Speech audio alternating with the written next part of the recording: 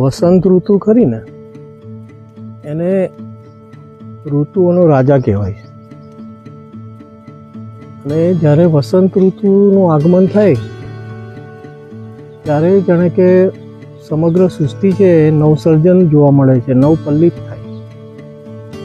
એટલે અહીંયા આપણે જોઈએ છે કે એ પ્રક્રિયા કેવી રીતે થાય છે. ઋતુઓ બદલાય છે એ પ્રમાણે આ પાનખરમાં જોયું કે કેવું થઈ જાય છે, બધા પાંદડા ખરી જાય છે. પરંતુ અત્યારે આખો લીમડો જે છે એ નવપલ્લિત થઈ ગયો છે, એકદમ લીલોછમ ને સરસ સફેદ ફૂલ થયા છે. બરાબર. તો આ વસંત ઋતુનું આગમન છે. તો વસંત ઋતુ છડી પુકારે છે. તો અહીંયા આપણે એક દાખલો જોઈએ, જામફળ. તો જામફળ જે છે એના ઉપર આ પ્રકારની આપણને કડી જોવા મળે છે. આ કડી આવી જોવા મળે છે. બરાબર. અને પછીથી આપણને સફેદ રંગના સુગંધિત, કેટલું સુંદર, કેટલું શાંત, એકદમ સાયલેન્ટ એનું કામ કર્યા કરે છે. હવે આ જે એની સુંદરતા છે ને ફૂલોની, એની જે સુગંધ જે છે એ એકચ્યુઅલી મધમાખીને આકર્ષે છે. બીજા બધા જે પરાગનયનની પ્રક્રિયા કરે, પોલિનેશન, એ બીજને આવકારે છે, એટ્રેક્ટ કરે છે. એટલે એ લોકો પરાગનયન થાય, પોલિનેશન થાય, અને એ રીતના પછીથી ફૂલમાંથી ફળ બને છે. એટલે હવે ફળ જે છે, ફ્રૂટ ક્યાં છે ભાઈ? ફ્રૂટ છે આ ફ્રૂટ હવે એમાંથી થાય છે, ફ્રૂટ બહાર આવે છે.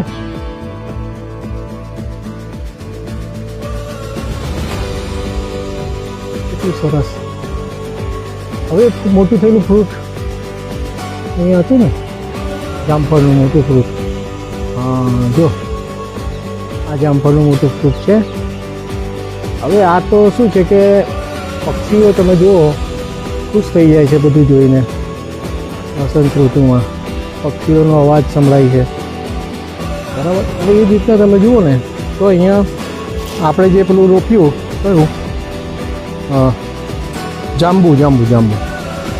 અહીંયા જાંબુના ઝાડ ઉપર બી હવે જોઈ શકાય છે. જાંબુના ઝાડ પર આ ફૂલ જોવા મળે.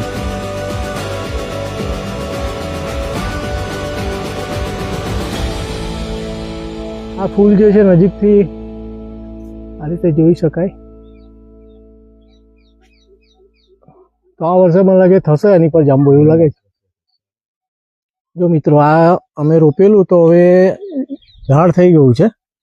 અને હવે એના પર એને આ પોન્ડ પાસે રોપ્યું ને એટલે એ ઉગી નીકળ્યું છે. બરાબર, ચોંટી ગયું. એનો વિકાસ બી ઝડપથી થયો. અને આપણે આગળ ત્યાં બી જોઈએ, પેલી બાજુ જે લીમડાના ઝાડ પર બી જે ફૂલ થયા છે, કેવી રીતના વસંત ઋતુ એટલે કે ઋતુઓ જે બદલાય.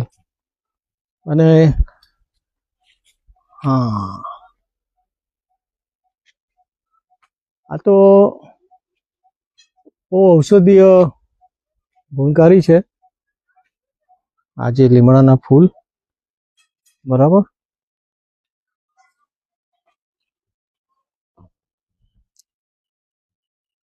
અહીંયા તો પક્ષીઓ આવે છે.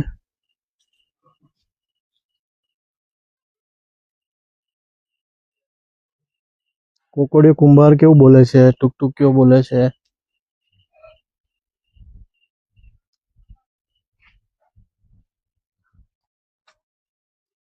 તો આ વાત હતી ખાસ વસંત ઋતુ